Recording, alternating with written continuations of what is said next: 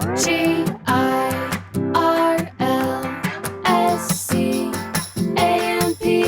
Girls Camp.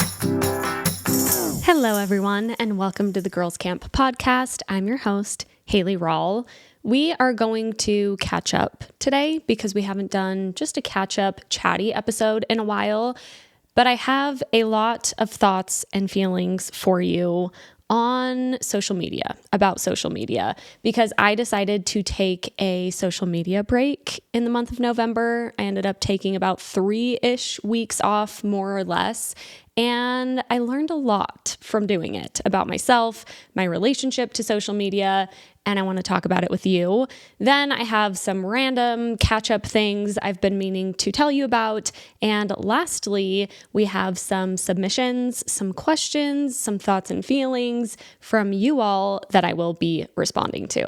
The reason I decided to take a break from social media is because I have had the feeling for quite some time, for years, honestly, that I am addicted to social media. And I looked this up to see if social media addiction is a real thing. I don't like using the term addiction. I'm not using it here in a clinical sense because I don't think that that should be taken lightly. But I looked up, is there such a thing as social media addiction? What characterizes it? Social media addiction is not in the DSM, but I did find a handful of articles and, professionals talking about this and pulled together some of the signs that maybe you have a problem with social media. And these are the ones, I think I qualified for almost all of them, unfortunately, but I wanted to list off kind of this aggregate list I made and share with you the things I was noticing about my own social media use. Number one, checking compulsively rather than intentionally. I would find myself picking up my phone, clicking on Instagram without even mentally making the decision to do so. It was just so compulsive. Using social media as a coping mechanism when you're feeling stressed or overwhelmed. I noticed that it was impacting my relationships, not in any crazy way, but in the sense of, I would get in bed at night and end up just scrolling on my phone and be like, oh, I'm laying right next to my husband. I could be connecting with him. I felt like it was impacting my relationship with my daughters. I would just find myself, looking down at my phone when I was around them, when we were hanging out, losing interest in hobbies. I think for me, the hobby that I noticed pop back up when I was taking a break from social media was reading physically. I have been doing a lot of reading this year, but I listen. I think listening to books is great. I love it. It helps me be able to read way more than I would otherwise. But I started getting books on my Kindle again. And in the time at night that I would often be scrolling for 30 minutes, sometimes even an hour, I have now been reading physical books, which is fun because I can listen to books and read physical books. And there's just something about reading physical copies, even though I'm actually on my Kindle. So I guess it's one step removed from that even. But I do feel like that was a hobby that I had stopped doing because of social media. Last one, using it more than you want to, but not being able to control it. I would think to myself almost every day, I wish I was on social media less today. I want to be on it less tomorrow. And I would kind of just find myself spending more time on it than I wanted to. I read the book Dopamine Nation earlier this year, and one of the things that the author suggests is if you have some sort of addiction or even just habit that you want to break, you should quit it entirely for at least a couple of weeks, and then after quitting it, you can come back to it and kind of reestablish your relationship with that thing, whether it's a substance or something like social media. And when I was reading that book, I knew that I would eventually need to do a full detox cleanse from social media. And I kind of just always found reasons to put it off. I do a lot of my work online through Instagram, through TikTok. So I would always be like, oh, I can't do it this month because of this thing or that thing. And finally, beginning of November, I kind of wanted to get it over with, to be honest. And I knew I wanted to do it before the end of the year time was running out to do that. So I just decided to hop off of Instagram and TikTok. And my goal was to be off for the month of November. I ended up doing more like maybe 2.5, 3 weeks, and then kind of slowly easing back in. I only popped in once about an episode I had done, but no scrolling whatsoever, not even looking at my own page for a good 2 weeks. That might not seem like a big deal to a lot of you listening, and I can understand that. I think there are a lot of people who use social media a lot less than I do, but for me, it was almost unfathomable to be offline for that amount of time, which was another big reason why I knew I needed to do it, because I did not like how crazy it felt to not be on social media every single day. Initially, going off, like kind of immediately, I did feel anxious. I felt this sense of almost like I was forgetting something, like there was something I needed to do, or like something was going on that I needed to check in on. I was just so used to knowing what was going on all the time with people's lives, with my friends' lives, what commentary was on XYZ thing. And so I had this feeling of like almost pent up energy that I couldn't outlet in the way that I normally did through social media. I also found myself feeling unproductive. I think especially because social media is connected to my work. Oftentimes on days when I have work to do, I would find myself getting on Instagram, maybe posting stories or a video or something and being like, okay, good, I did something productive, even though it maybe wasn't like the most productive thing I could have been doing with my time, even for work, but it was at least something I could look at and be like, I did that today. I posted that thing. And so taking that metric away was kind of strange. And I found myself feeling like, oh, I need to be sharing something. I had this thought about this thing. I need to be putting it out there because that is what makes me feel productive. So there was a bit of anxiety around feeling unproductive as well. Pretty quickly though, I would say within the first few days, I felt amazing. Really, truly, life-changingly so. Not to be dramatic, but I feel like I can actually say that. It was like a fog lifted from my brain and I connected back to this real present life that I live offline in a way that I just haven't probably since my Mormon mission. On a mission, now Mormon missionaries, I think most of them, if not all of them, are on social media to some extent. They do missionary work through the platforms, and they're able to contact their families through the platforms as well, to my knowledge. But when I was on a mission, I did not have access to social media at all. Completely, not only offline, but like, plucked out of my life and put into Berlin, Germany for 18 months. Lots of thoughts and feelings about a mission, as you know, but I do think that year and a half offline is actually really cool in retrospect. And since then, I haven't had a significant amount of time of just fully going offline, which made it really powerful to do, if even for a few days. Like I said, I started kind of feeling and noticing things and observing things even within a few days of going off of social media. I kept a note in my phone to kind of just like keep track of where I was at mentally and thoughts and feelings I was having.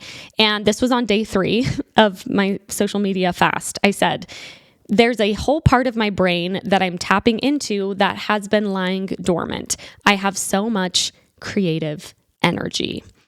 I started doing projects around my house that I've been meaning to do for literally years, and I have always told myself, I just don't have time. I just don't have energy. And I rationally knew, of course I have time, but I need my time at night to numb out and scroll on my phone. That's an important part of my like wind down process. I can't be working on things all day, every day. And when I no longer had social media, not only did I get so much time back because of how much time I was spending on my phone, I also got a lot of creative energy released instead of watching TikToks and, oh, what's trending and how can I apply that trend to my niche, or what are people talking about and what do I have to say about that, and scripting it and filming it and editing it. All of a sudden, I was able to put that creative energy toward things around my house was the biggest one. My daughter's bedroom is a room that I have been really wanting to put some TLC into. And it was just like their bed's in there on bed frames. The bed frames didn't even really fit in their room.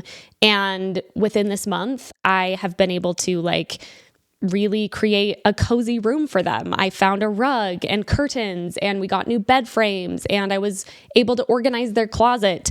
It was so nice to be using creative energy towards something really tangible, like physical, and not just toward putting things out into the online world. When I did pick up my phone, because obviously I still had that habit, I found myself being more actually productive. Like I would pick up my phone, can't get on Instagram, can't get on TikTok. Okay, I'm going to go on Pinterest to see what kind of rug I want to put in my girls' room, for example. So yes, I was still online, but I was doing something that felt more productive than just endlessly scrolling. Or I would answer emails. My inbox has been a disaster for a long time. And this month I was able to get on top of it. When I did pick up my phone compulsively, I would be like, oh yeah, I have this work email I didn't respond to. So I would respond to the email when I had 10 minutes here and there. When you're waiting in line for school drop off or pickup or whatever, those little bits of time where I still ended up on my phone ended up being used toward just more productive work things than you get on Instagram because you have an idea, you want to post a story, and then you end up 20 minutes later, you're just endlessly scrolling Instagram. One night, I found myself feeling the way I often feel at night as a mom of young toddlers, kind of balancing work and motherhood and all the things. And I was feeling just this sense of anxiety, nothing crazy. And I looked at my phone. There was nothing to do on my phone. That's the thing. Your phone just becomes so much more boring when you don't have access to these apps. And so I ended up just reading. And as I was reading, I would kind of take breaks, and I was thinking about stuff. And I even was writing some things down. And I wrote down in my notes that night, I actually regulated myself by reading and thinking.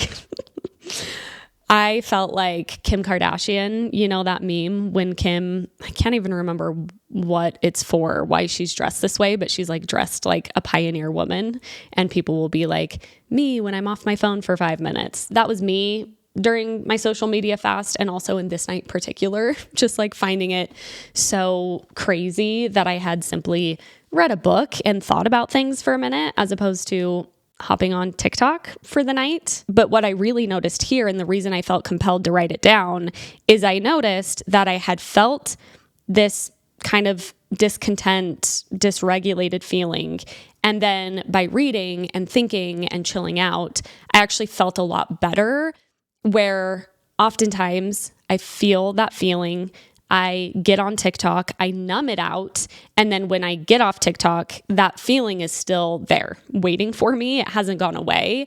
Whereas not using that numb out method, I was able to actually soothe myself in a real way. The anxiety would still pop up here and there, like a withdrawal type of thing of oh, what's going on Instagram? What are people talking about? What am I missing out on? I found this would pop up mostly after I would watch Dancing with the Stars, and I would be what are people saying about who got eliminated, and what are people's opinions on this? Secret Lives of Mormon Wives came out, and usually that's a big time for me on social media where I'm tracking what people are saying, what Mormon conversations are popping up around this that I can chime in on, that I can, duet or stitch someone's video. That's a lot of the work I do, is what are people saying about Mormonism?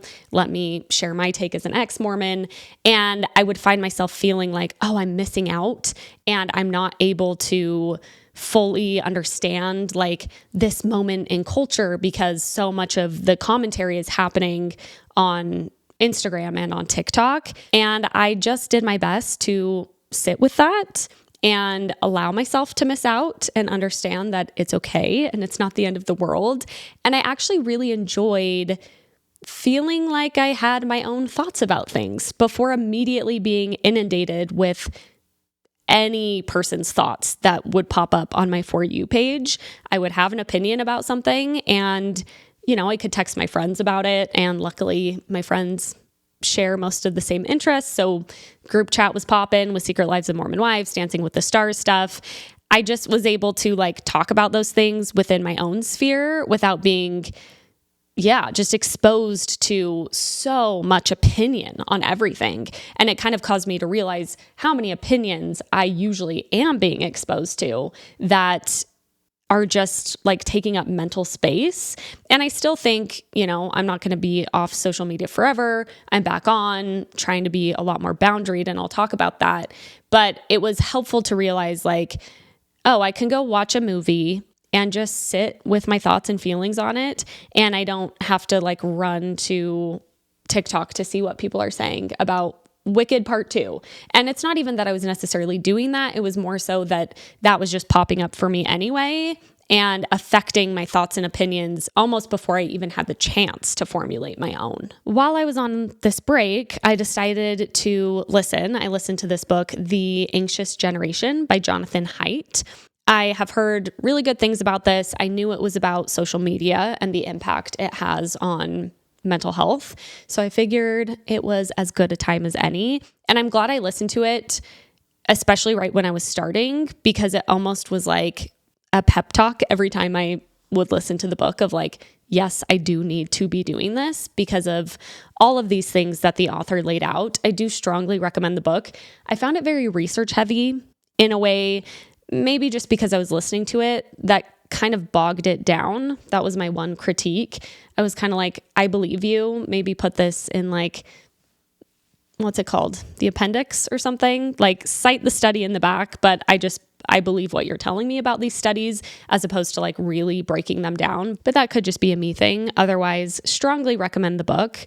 One concept that he talked about was this new idea of someone being famous just because they're famous.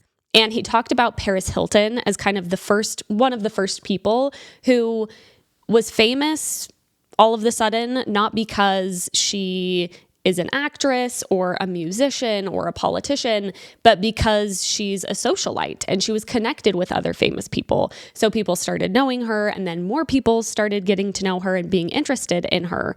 That caused me to think a lot about influencers and having influence just for the sake of having influence. And I'm the first person to say influencing, whether that's lifestyle, content creation, that whole umbrella, is a skill. I firmly believe it's a skill. I think that it involves so many different skill sets. I think that a lot of influencers and content creators, not all of them, but a lot of them, their influence, their platform is well-deserved. And it was really helpful for me to kind of have an audit of who I follow, who I'm giving my time and energy to, my influence over to, and why. And if I'm doing that with certain creators because, they're an influencer, everyone knows them, so now I need to know them. Everyone knows what's going on with their lives, so I should know what's going on with their lives. Versus, is this person actually inspiring me or even just entertaining me? I think it's a worthwhile exercise to look at who you're following and why, because there is this kind of weird effect of fame and influencer fame where as people grow, then people just kind of become interested in them because society is interested in them. And it's not always wrong to follow those people either. But I think it's just a good thing to get curious about. And I think now that I'm back on social media, I'm trying to really pay attention to who is on my feed and just where I'm giving my time and why. I'm going to hit you with a few quotes that were quoted in the anxious generation. This first one is from Epictetus. Probably did not pronounce that right. This is a Greek Stoic philosopher. And he said, if someone turned your body over to just any person who happened to meet you, you would be angry. But are you not ashamed that you turn over your own faculty of judgment to whoever happens along, so that if he abuses you, it is upset and confused? This one hit me like a ton of bricks, and it may seem obvious, but I think that when you are putting yourself out there online, you get so much feedback and thoughts, opinions, commentary on you that I, at least, had really kind of given myself at different times over to that. And I would never relinquish control over my body, as Epictetus says here. So why am I giving control of my mental health, of my own self, essentially, to strangers? Why am I subjecting myself to these opinions and then allowing them in any way to have any effect on me?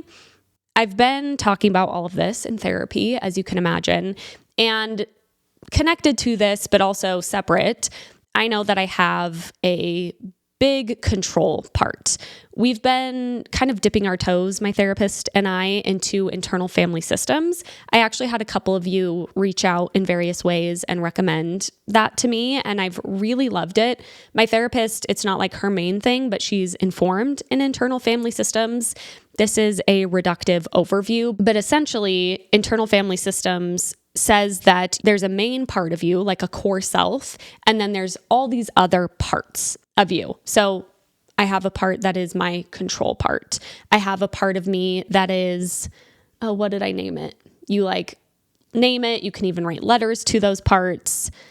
Oh, I have this mama bear part that I'm learning about, where I feel like I have to protect people and I have to like find justice for those in my life that have been wronged. And the whole point of understanding these parts is that you maintain control, your core self maintains control, but still listens to and is informed by these parts, but is trying to use those parts productively and not allowing them to take over. Because when they take over, then you're going to be like out of alignment with your core self. And speaking of this control part, I realized that so much of my feeling of freedom and joy being off of social media is because social media makes me feel very out of control. I never know what I'm going to hop on there and see, whether it's people responding to my stuff, making fun of me, agreeing with me, or it's just information that I'm getting that I'm not in control of. And so it's a very dysregulating experience to be on social media when there's this part of me that really wants to maintain control. And, you know, it's not necessarily like, oh, I should maintain control, so I should be off of social media. But it was an interesting thing to kind of piece together why I do often feel so dysregulated after being on social media. And it's because I feel like I'm giving up control of my own like well-being to whatever might pop up on my Instagram page. Here's another quote, and this is from Marcus Aurelius, who is also a Stoic philosopher, but of the Roman kind. I did have to Google these people. These type of names, it's like they're philosophers from probably ancient Greece or Rome, but Marcus Aurelius, Roman. And he said, "Don't waste the rest of your time here worrying about other people unless it affects the common good. It will keep you from doing anything useful. You'll be too preoccupied with what so-and-so is doing and why and what they're saying and what they're thinking and what they're up to and all the other things that throw you off and keep you from focusing on your own mind." Marcus Aurelius would not have liked the modern social media algorithms very much, I don't think. And really so cool how me here in 2025 can be so impacted by this thought from Marcus Aurelius, who lived in just such a different world and society. And it caused me to think too about like, yes, social media is relatively new, but I think it's just exacerbated these problems and these like pitfalls that humans fall into anyway. Back to this particular quote though, it was very freeing for me to not have to know what everyone is doing all the time, even friends and family. Like, to realize that if I need to know something about what someone is doing, they will tell me. And otherwise, I really don't need to know. There was a couple times when I did hop back on social media to like post, I would post stories of like, here's my episode, don't forget about me. And I would click on a few people's bubbles, like story bubbles on Instagram. And I'd be like, oh, like so-and-so's on a trip to New York. And oh, like, what are they wearing? And who are they with? And I would be like, oh my gosh, why do I care? Why does it matter? Not that it's so wrong or the worst thing ever. And I think there is still value in being able to like, see what so-and-so is up to and be able to see their travel photos. Like, I don't think it's inherently bad. And I also think we know way too much about way too many people, and that takes up brain space, and brain space is precious. And not needing to just keep track of everyone, which I wasn't consciously doing, but is what kind of ended up happening in my social media scrolling, was truly such a relief. I also started listening to the book Sapiens during this time, and I decided to put a pin in it. I think I'm going to start it at the beginning of the year. It's just like a really long book. It's by Noah Yuval Harari, and it's a brief history of humankind. That's like the subtitle. It's phenomenal. I maybe only got a couple chapters in, but I really love it. And he was talking about how human beings are social creatures, and that is like deep in our DNA. It's like a survival instinct for us to be social. And he introduced this theory from Robin Dunbar. I'm just going to quickly read you what this theory is. It's the gossip theory. And he says that gossip essentially does for humans what manual grooming does for other primates. Manual grooming being like literally cleaning each other's, like monkeys cleaning each other's backs. It allows individuals to service their relationships and thus maintain their alliances on the basis of the principle, if you scratch my back, I'll scratch yours. Dunbar argues that as human beings began living in increasingly larger social groups, the task of manually grooming all of one's friends and acquaintances became so time-consuming as to be unaffordable.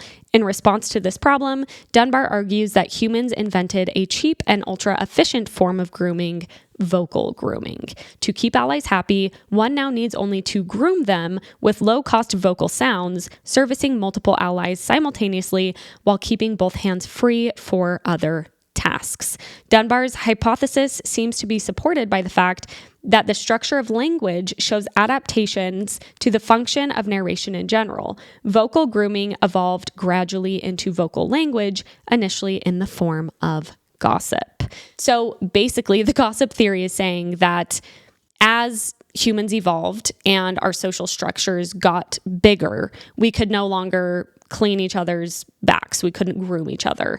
And so the new way of kind of maintaining friendships and allies was speaking, which then turned into language, which then turned into gossip. And that's how we find out who's trustworthy, who's a liar, who's the strongest in the pack, and who's the weakest in the pack. We find out information that we need to know and also form alliances and friendships. And I was thinking while listening to this, oh my gosh, no wonder social media, I mean, there's so many reasons that it's addictive, but it makes so much sense that we feel this need as humans to be like, oh, now I have this tool to know what people are doing all the time. And if this person is a good or a bad person, and, if this person is successful or not. And we are hardwired evolutionarily, if that's the right way of saying that, to want to know those things about other people. But it used to be that you were just trying to know and understand like people in your community. And now you're trying to know and understand this like online community that is kind of limitless in a way that I think is just so overstimulating and overwhelming to the brain. Here's another hard hitter. This is from Henry David Thoreau. He is a 19th century author and philosopher.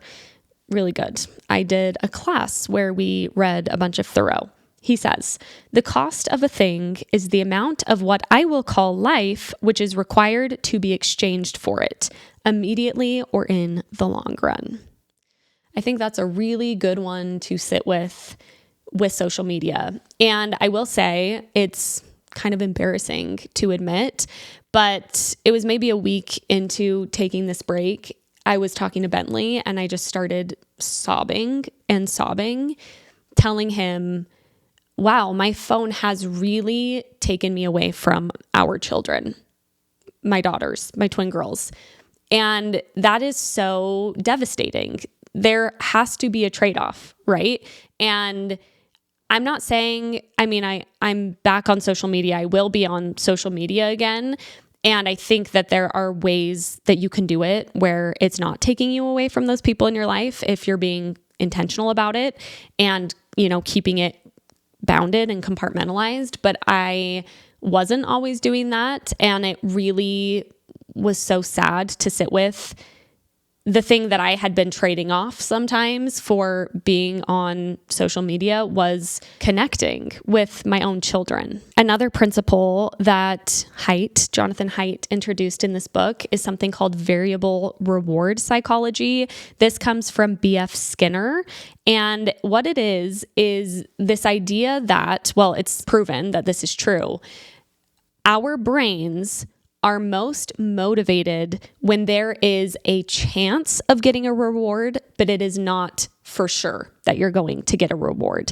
And they did these studies on mice where they would reward mice like 1 out of 10 times if they would push a lever. 1 out of 10 times they would give them a treat. And they found that that was so much more incentivizing to mice than pushing the lever and getting a treat every single time. And there are some reasons why. It's because the anticipation of an unpredictable reward causes a significant dopamine release in the brain. So anticipation can sometimes be even more motivating than the reward itself. Also, it creates more persistence because you don't know when you're going to get a reward or what exactly that reward will be. You are driven to repeat your behavior even though you're not getting something in return because you feel like, the next time I might get it. The next time I might get it. One of the biggest examples of this is gambling. Gambling is highly addictive, and in large part because of this variable reward psychology, you don't know if you're going to win. And so it's extra exciting to win. And you want to keep going and keep going and keep going until you get that win. But obviously, in this context, social media, to a T, I feel like the experience of trying to be or being a creator on TikTok is the epitome of this psychology, because every time you post a video, you wonder, could this be the video that goes crazy viral? Could this video change my life? Could this video be seen by such and such person? And doing it for work, I obviously have these considerations of if so-and-so from Dancing with the Stars sees this, then we can connect and then I can have them on my podcast. There are so many potential rewards that you can get from social media. And that's not even just to mention the dopamine hit of, if this goes viral, then I get a lot of commentary and validation and I see my numbers go up. And also, that's not guaranteed. And oftentimes that doesn't happen. And so it pushes us to create more and also just to check more. Anytime I get on Instagram, let's say, it's maybe something exciting is in my DMs. And I go look, and 9 times out of 10, there's not. But maybe every 10th time, there's someone reaching out about a potential brand collaboration or about being a guest on the show. And it's that's rewarding. So I'm going to go check 10 more times, hoping I get that kind of reward. And I think it just fries our dopamine receptors. It certainly fried mine. And I realized when learning about this, when I'm feeling that sense of unease or just general discomfort, it makes so much sense I reach to my phone because I want to see something that's going to be exciting or mix something up or basically give me a hit of dopamine that's going to fix that feeling of unease I have. But the irony is that it usually doesn't, and it usually just ends up making you, or me in this instance, feel worse. One thing I wrote in my social media fast note was, I feel like I'm living in secret and I love it. It was really nice after the initial adjustment to not feel the need to share every waking thought I have on my Instagram story, or to read a book and be like, ooh, what do I want to say about this on social media? Should I make a video about this? Should I make a post about this? How do I want to frame this? I'm going to this place and now I'm going to get in bed at night and post the photos of this place I went. I just lived my life without feeling this need to put it on any sort of platform. And that felt really nice. And I want to do that more often and tap into that more, of just like living and not having to put every thought, feeling, thing I do, which I don't, but you get the point, onto a public platform for people to see. I also think that being chronically online, which I'm speaking of myself here, I'm only calling myself out, I think it makes me less interesting because all my references are social media. I'm existing in large part on social media. I'm absorbing other things being said on social media, thoughts, opinions. And so I'm not having this like depth of references of books, of just reading a news article, of having a long chat with somebody, of going and experiencing something.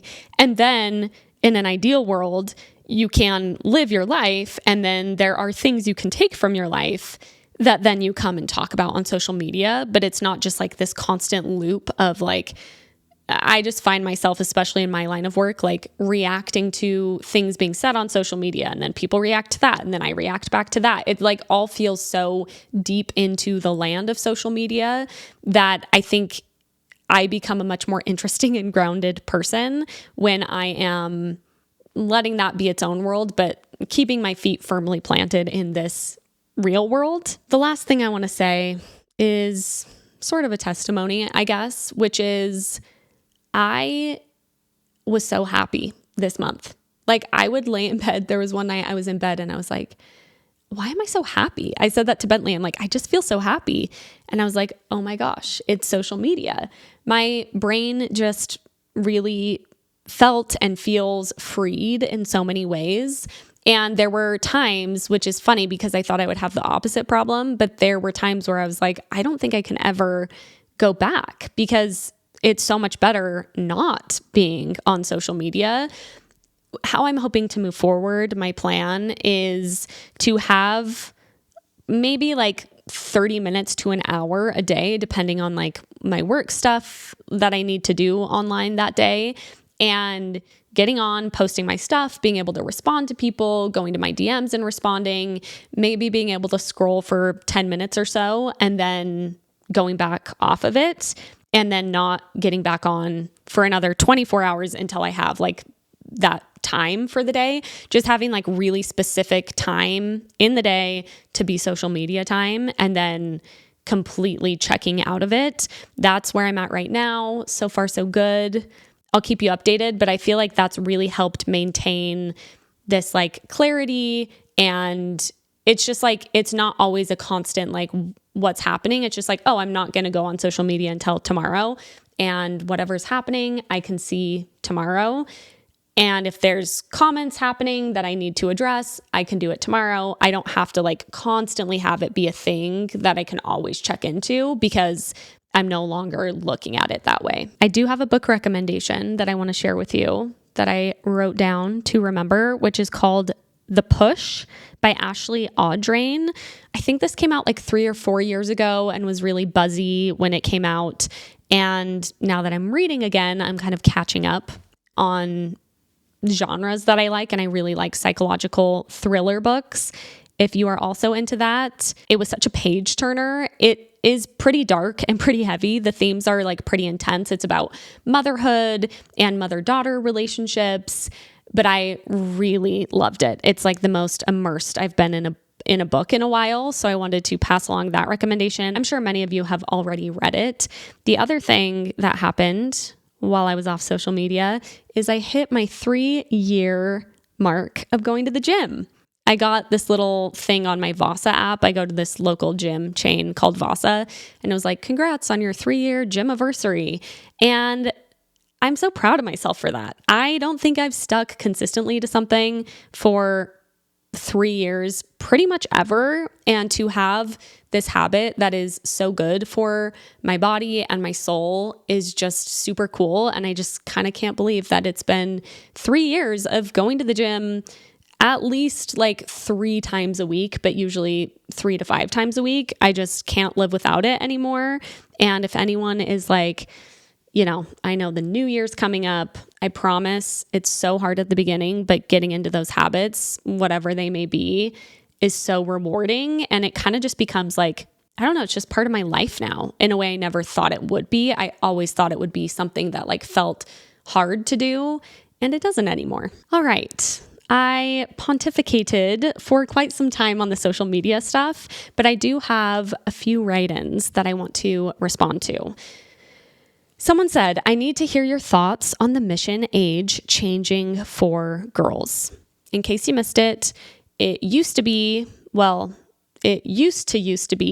that women couldn't go on missions until they turned 21 and men could go on missions at 19. And then that changed about 10 years ago where women could go at 19 and men at 18. And now with the new Mormon prophet, Dallin H. Oaks, he just changed it so that women can now go at 18 as well. And, people within the community, I think, are celebrating this as a sign of equality, that now men and women can go at the same time. The timing of this was really interesting because I hopped back onto social media to post a clip from an episode I did with Amy McPhee Allabest. Gosh. She, when you that you don't know how to say something, so you really log it in your mind, but then you psych yourself out about which was the right way. I think it's Allabest. Anyway, I'll link that episode below. It was just a couple of weeks ago, but she shared this analogy that was so helpful to me in thinking about how I view and feel about these small bits of progress. And she basically said, in case you missed it, it's like you're in a town that's a good, happy town, but you find out there's nuclear waste that's slowly causing you to get sick. And the only way to not get sick is to leave the town. And the church making these little moves of progress is in some ways worse because it's almost masking symptoms, but the underlying problem is still there. And I posted that clip and someone commented on it within the first few minutes and was like, oh, have you heard about the mission age change? So I Googled it and saw that women could now go at 18. And I was like, oh, that timing is crazy because that analogy just sums it up perfectly. Great. I mean, small little shift that women can now go at the same age, but is it addressing the real problem? No. And in some ways, it almost makes it worse that people can be like, well, look, there's this progress happening, but it's such a small progress. And it's not really addressing the underlying issue, I don't think, of patriarchy and of inequality for women at all. Also, yeah, I guess you could see it as progress, but I also think more than anything, it's probably just a ploy to maintain more women in the church. Women are leaving more than men for the first time in a long time, and, may as well capture them earlier on to go on a mission, and their chances of leaving might be less. Someone asks, how do you navigate celebrating Christmas and other holidays post-deconstruction? I expected the general nihilism, but the specific holiday nihilism still catches me off guard every time. Yeah, the holidays are actually, speaking of Thanksgiving and Christmas, they can be a really tough emotional time. I think with nihilism, absolutely, when everyone's celebrating Jesus and you no longer believe in that. I also think it's just a lot of family time. It's a lot of stress. There's just a lot of reasons. I was realizing for me as I was putting up my Christmas tree this year, how much Christmas reminds me of my dad dying.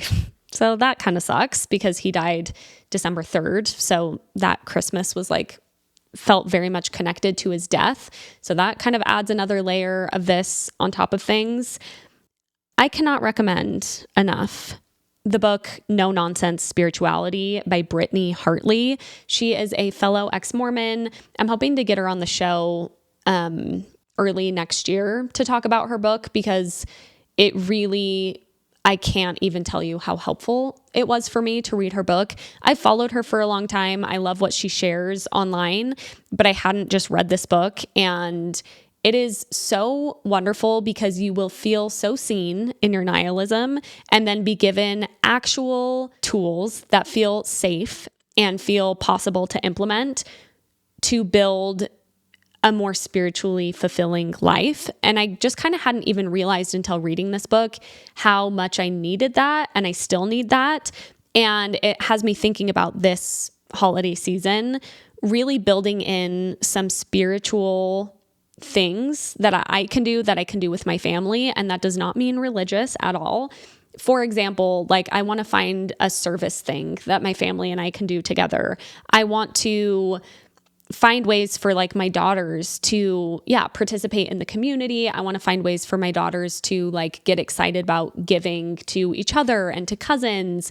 I want there just to be traditions just for the sake of having fun of we do gingerbread building, every Christmas Eve or whatever it may be, just being more intentional, I think. And I think religion builds in this intentionality and this meaning and this purpose to everything, but they don't have a monopoly on that. And the fun thing, though daunting, about leaving religion is now we get to create that meaning.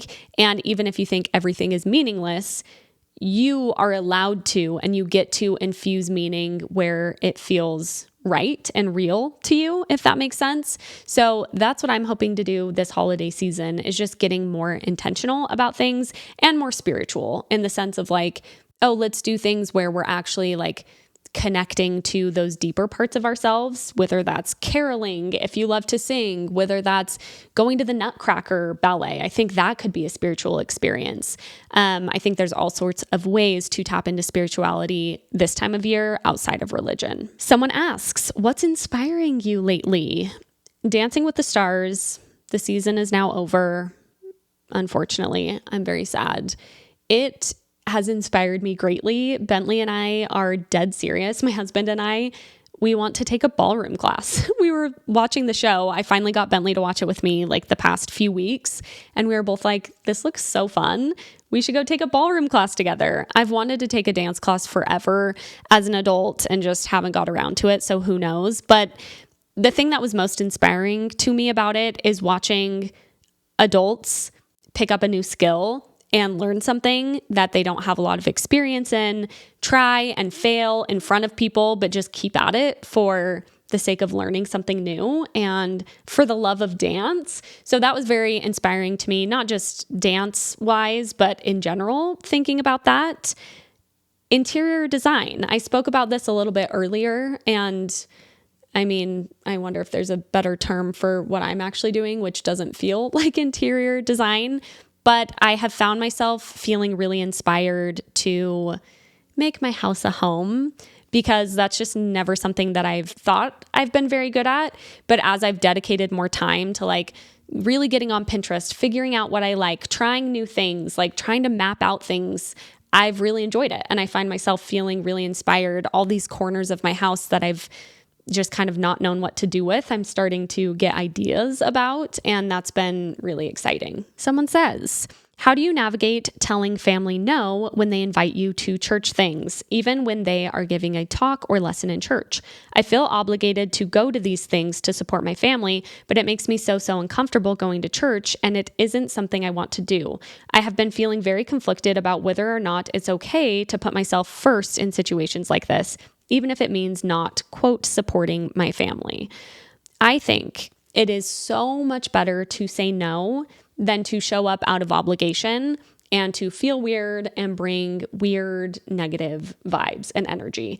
I almost see it like a karma thing of like, if you show up but you're doing so begrudgingly, I don't think it is true support. And I think there are ways you can truly support that feel right to you. And I think the people you're supporting will feel that. I mean, best case scenario, I think as far as telling them, just keep it simple. And you can just say, hey, I no longer want to attend church events. I would love to take you out for dinner the night before, or, we would love to come over after church and spend some time together.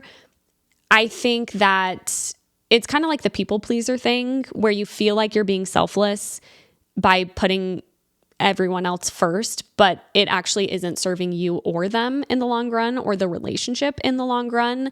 And I know that's a really hard thing to do, and it's a hard thing to say, which is why I would recommend just keeping it super simple. I don't even think you have to explain. You can just be like, that's not something I feel comfortable doing anymore, or that I want to do it anymore because of my own feelings about the church, but I would love to show up for you in XYZ way. Someone asks, what do true believing Mormons say/moan during sex? Do they swear, use the clean substitute swears like frick, or just avoid that completely?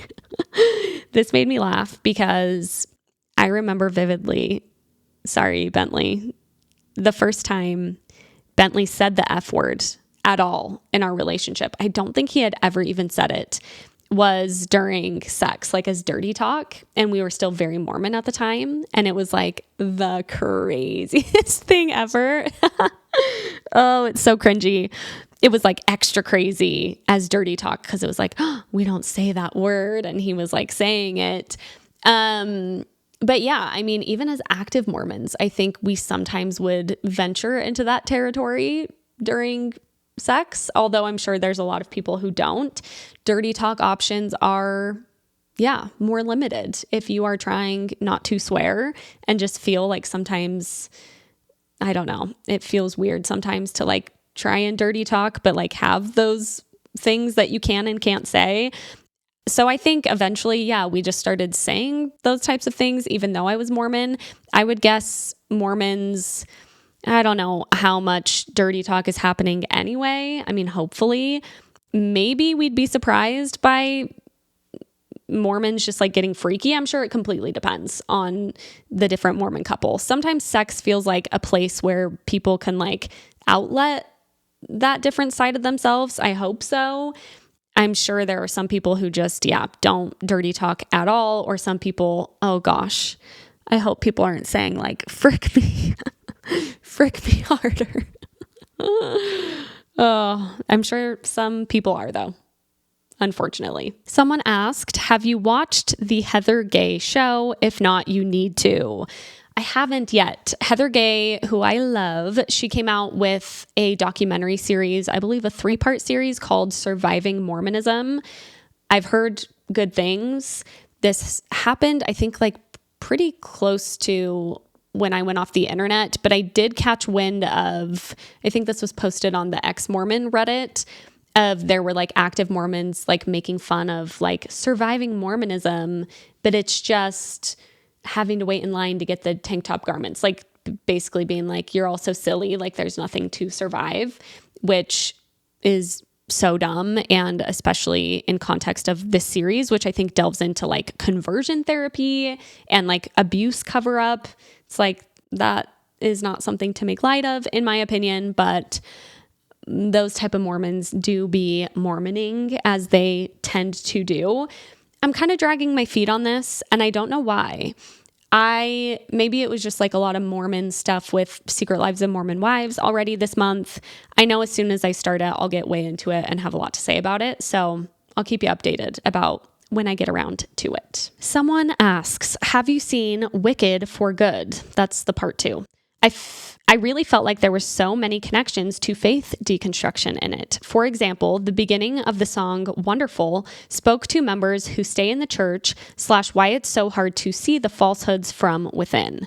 Here's some lines from that song. Take it from a wise old carny. Once folks buy into your blarney, it becomes the thing they'll most hold on to. Once they've swallowed sham and hokum, facts and logic won't unchoke them. They'll go on believing what they want to. Show them exactly what's the score. They'll just believe it even more. Wow. Yeah, that's crazy. That feels right on the nose. They continue. I also equate The Wizard to Joseph Smith, and I related to the song Girl in the Bubble when it comes to deconstructing my faith, especially when she says, if she comes down from the sky, gives the real world a try, who in the world is she now? It goes to show when you are in the midst of a faith deconstruction, everything relates to it. Yeah. And I also think that Wicked has some pretty heavy deconstruction themes about these grander like figures and systems that many people revere and believe in being essentially smoke and mirrors, as the wizard is. I don't know what happens in Wicked Part 2. I'm not really a Wicked girl. I did watch the first part when it came out last year, really loved it, found that there were a lot of deconstruction themes. I actually wouldn't say really loved it. I'm like not like listening to the music all the time or whatever, but I enjoyed watching it. And yeah, I am not like so urgent to see part 2, but I will get around to it eventually. And I'm glad to kind of have this precursor in my mind to be paying attention to. I might just listen to the songs actually before I get around to watching it. I've heard mixed reviews about part 2. Some people who loved part 1 don't like it as much. So I'll just have to see for myself. But it is so nice when you find things like that aren't directly related, that are speaking to these like grander themes, but can relate so closely to something that you're experiencing, especially a faith deconstruction.